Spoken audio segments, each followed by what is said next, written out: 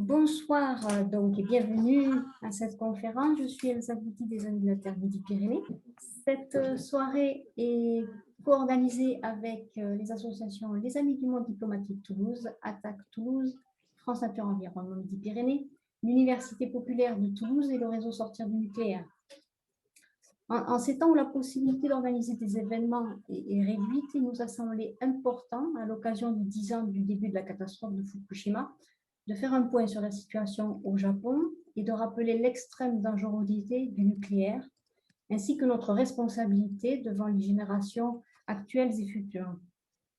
Pour nous donner des éléments de compréhension, nous avons invité deux experts du Japon que je remercie beaucoup pour leur participation à cette soirée.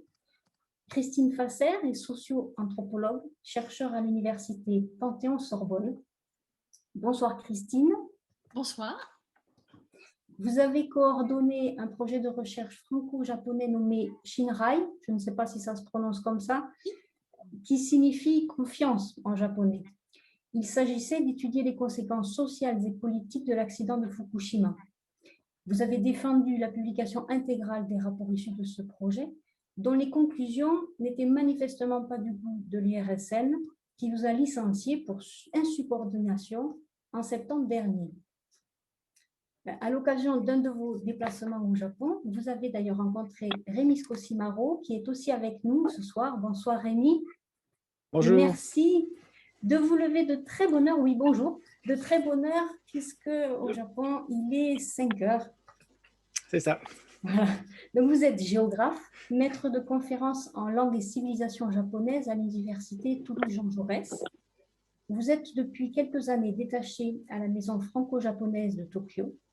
Vous avez récemment travaillé sur un programme de recherche sur la question des énergies renouvelables comme outil d'aménagement du territoire dans les zones dévastées par le tsunami et la contamination radioactive.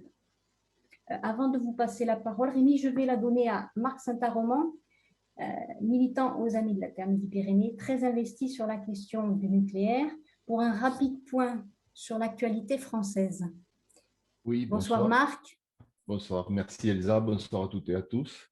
Voilà, bon, pour cette sinistre anniversaire de la catastrophe, en France, on reçoit un signal très inquiétant de la part de l'autorité de sûreté nucléaire, qui était le dernier rempart contre la voracité du lobby nucléaire en France. Et donc, ces signes inquiétants, on en note trois particuliers. Le premier, c'est sur la prolongation des réacteurs. On a des documents, on a retrouvé beaucoup de documents qui montrent que les réacteurs étaient prévus pour 25-30 ans. Discrètement, ils ont été montés à 40 ans. Et aujourd'hui, on nous parle de 50 ans et l'ASN valide, sous certaines conditions, valide cette prolongation. Ça, c'est le premier point qui nous inquiète. Le second, ça concerne les travaux qui sont à réaliser suite au retour d'expérience Fukushima, qu'ils appellent. Et en fait, ces travaux, ils auront le droit, EDF aura le droit, comme elle a beaucoup de travail, de les poursuivre durant des années. C'est presque un quart de siècle encore après la catastrophe qu'elle aura droit d'effectuer ces travaux. Et enfin, le plus terrible de tout, à mon sens, c'est le fait que l'ASN valide, écrit et signe le fait que la catastrophe nucléaire est possible en France. Ça a été dit, plus ou moins, et là, c'est affiché. Et ce qui est précisé, c'est qu'on met en place des systèmes pour réduire les rejets dans l'environnement suite à une catastrophe. Or, ce qu'on a vu, je prends l'exemple de Tchernobyl, 320 gigawatts thermiques. Bon, ça ne parle pas.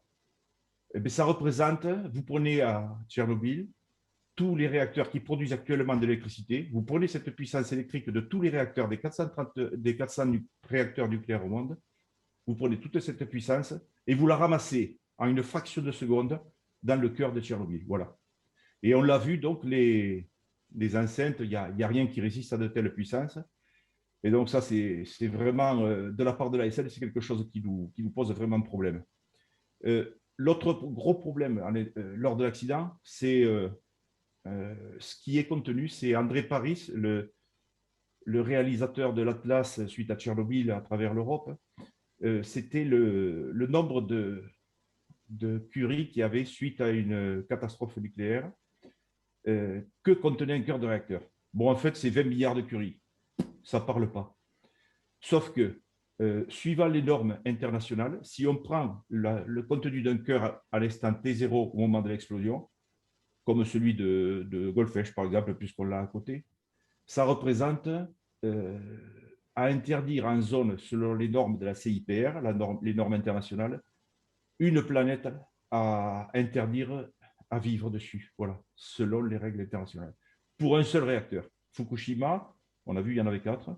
Alors, ce qui m'a été répondu, c'est que sur Fukushima, on n'est pas arrivé à détruire la planète, sauf que il y a des concentrations énormes. Voilà. Donc, suite aux catastrophes, c'est quelque chose qu'on admet en France et c'est totalement inadmissible. Donc, je cède la parole aux intervenants.